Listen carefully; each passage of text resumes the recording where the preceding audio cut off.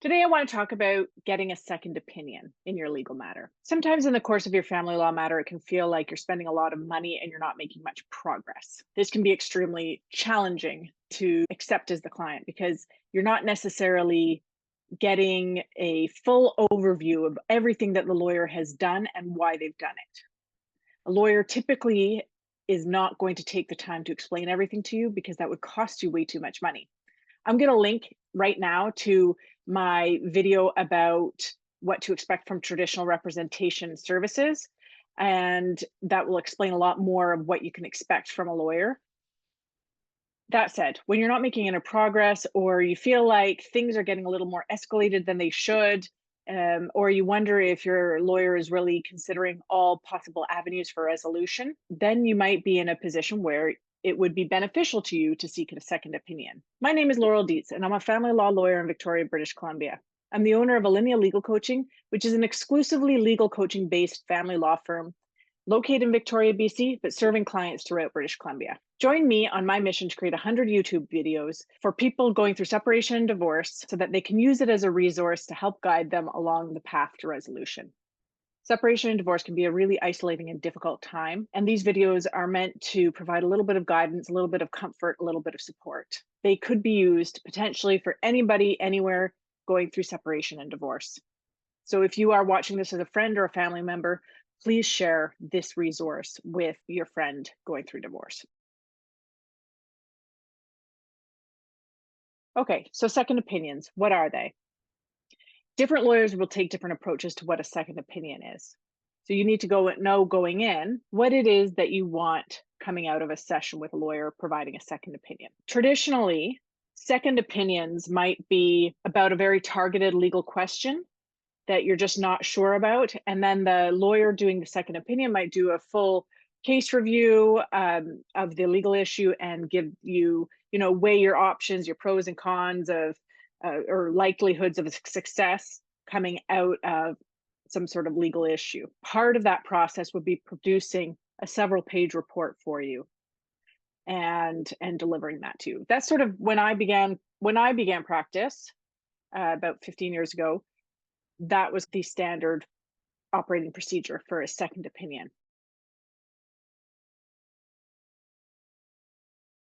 That's not exactly what I'm talking about in this case. What could be very useful to you if you're in the midst of working with a lawyer and you're beginning to have doubts that you're making any progress or your lawyer might be on the right track, it could be helpful to you to get a second point of view from a new lawyer. Now, going into that legal meeting, my recommendation would be to be very clearly identify that I'm not looking for representation here. I just want to have a second opinion with fresh eyes so that, perhaps if my lawyer has a bit of tunnel vision, I'll know. And I want to know for sure whether or not I'm spending money fruitlessly. Is my lawyer being too combative? Are they trying all the necessary approaches? This settlement offer that they're proposing that I make seems really high. That's nowhere near where I want to be.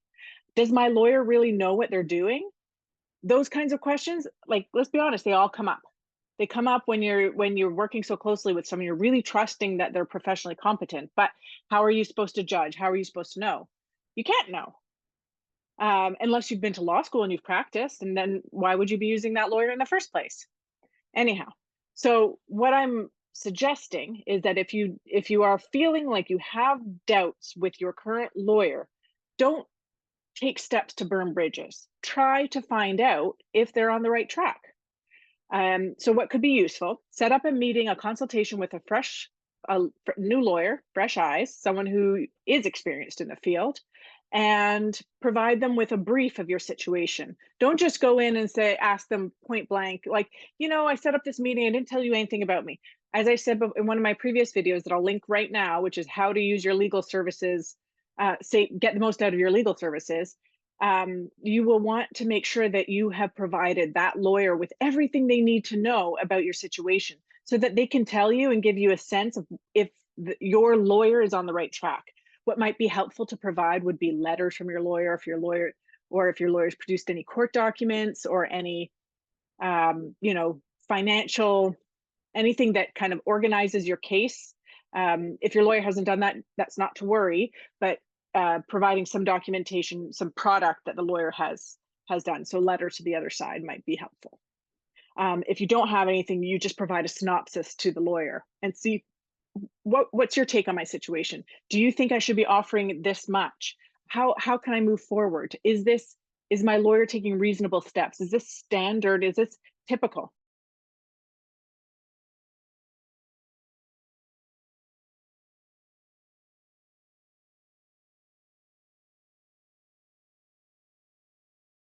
When you approach a lawyer for a second opinion, you have to make it very clear that you're not seeking representation. Lawyers don't really love to jump in on other people's files. The reason for that is because if you have too many cooks in the kitchen, things are going to get crazy.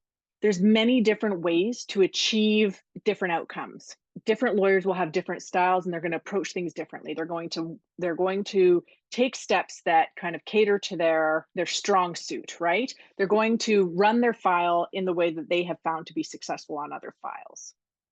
So you can't expect a different lawyer to always make the same decisions on a file to achieve a certain resolution. That said, that doesn't mean that you can't have another lawyer look over what someone else is doing and kind of provide you either with that reassurance or tell you, you know what, I don't know what your lawyer's doing here. I don't know why they didn't consider all this stuff. I really do think that you're spending more money than you should be.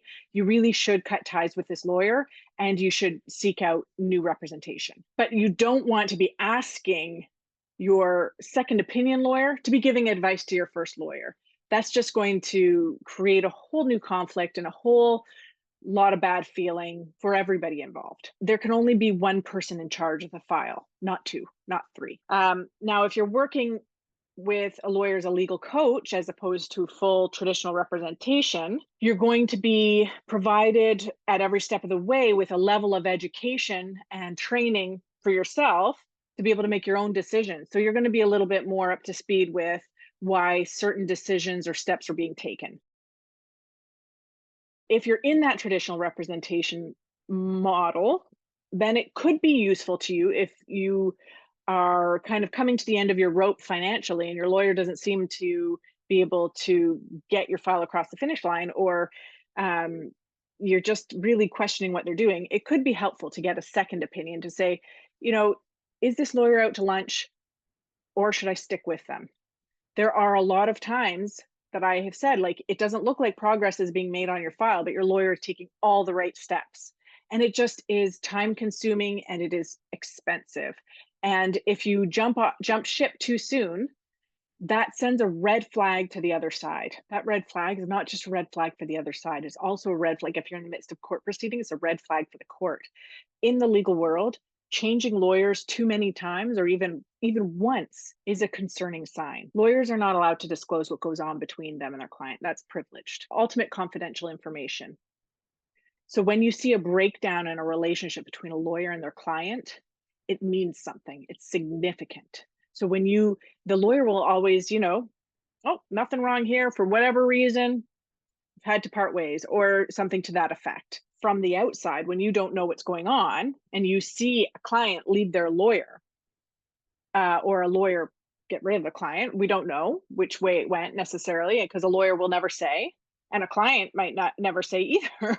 So it's significant to the other parties in the matter. So when you're thinking about changing lawyers, you're going to want to be very careful about it. You want to make sure that you're doing it for the right reasons and that it's a necessary step. You don't just do it because you felt like it. There's also several points during a proceeding where if you lose your current lawyer, you're not going to be able to get a lawyer up to speed fast enough with enough time to run your hearing or run your trial.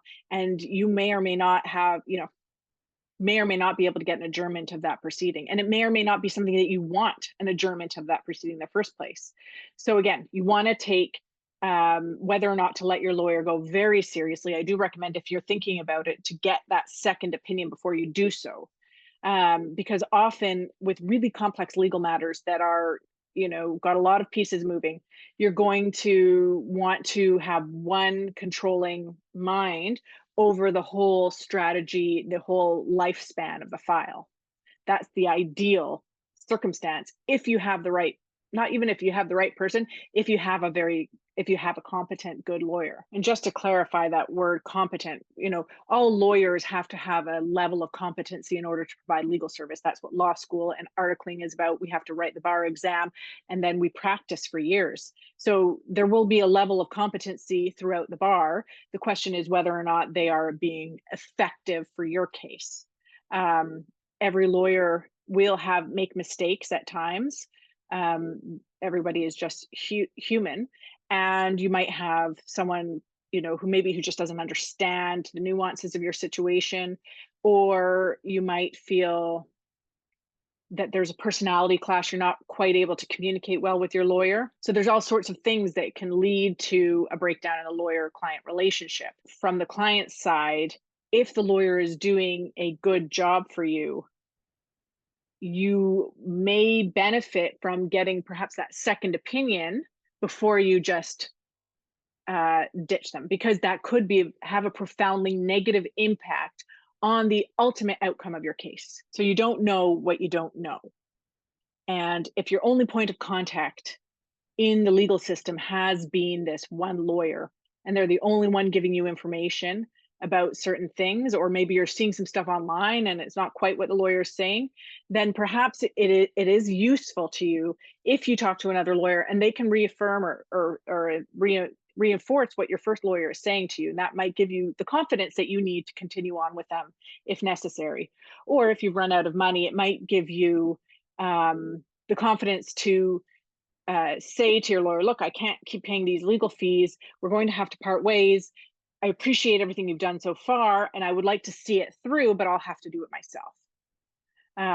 What you don't necessarily, unless you're going down the wrong path, like seriously wrong path, you aren't going to want to change course, like take a sharp left halfway through your case. All this to say is that if you're questioning whether or not your lawyer is doing right by you, it is a very strategic and important, significant thing to let them go. So before you do that, do seek out a second opinion. And that's not necessarily a formal, reasoned, research legal opinion. It's just checking in with another lawyer who's practices in the area to say, is this normal? Is this the way it's supposed to go? What would you recommend for going forward? How would you approach this issue? Okay, well, I hope that's helpful. Until next time.